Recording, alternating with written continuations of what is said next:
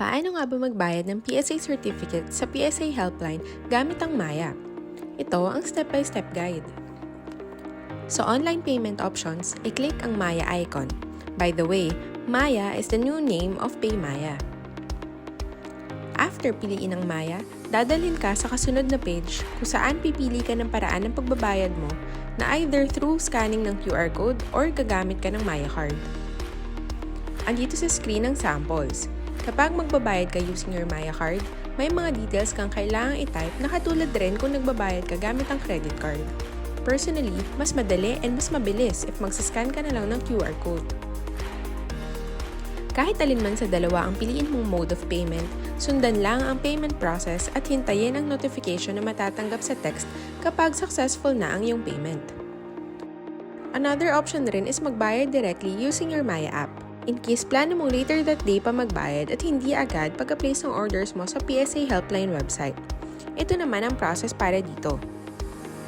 I-open ang iyong Maya app at i-type ang iyong login details.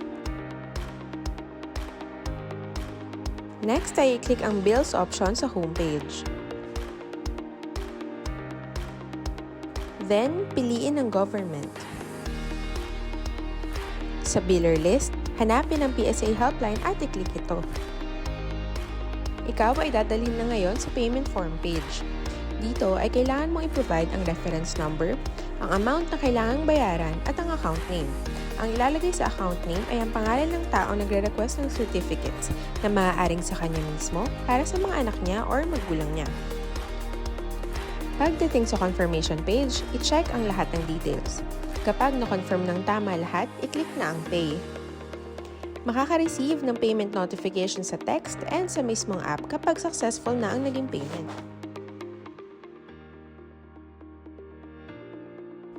At ito naman ang mga reminders sa pag-order ng certificate sa PSA helpline.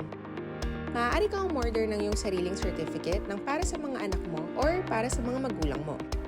Maaari kang umorder ng maraming kopya ng isang certificate sa loob ng isang order para makatipid sa shipping fees.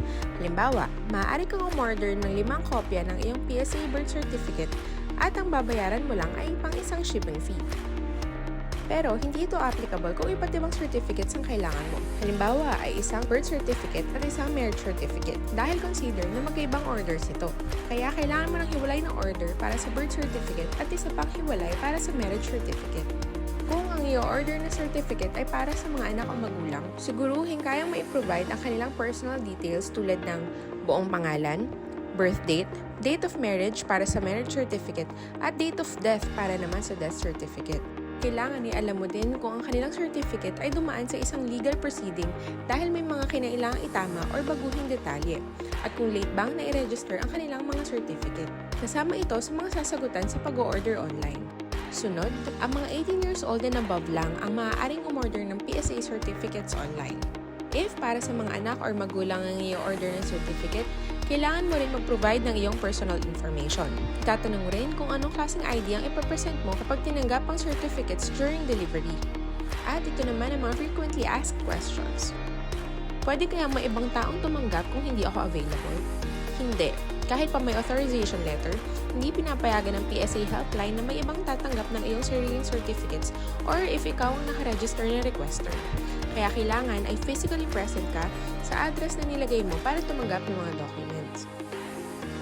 Gaano katagal bago dumating ang mga in-order kong certificates? Kapag na-confirm na ang iyong payment, magsisimula na agad ang pagpaprocess ng iyong order. If within Metro Manila ang delivery address, matatanggap ito sa loob ng 3 hanggang 4 na working days, meaning hindi kasama sa bilang ang weekends at holidays. Kung sa probinsya naman ay nasa 3 to 8 working days. Maaari ko bang matrack kung ano ng status ng orders ko? Yes, may ganitong feature ang website ng PSA Helpline. Pumunta lang sa kanilang website at i-click ang check status na option. I-type ang iyong reference number para ma-check kung processing pa ba or for delivery na.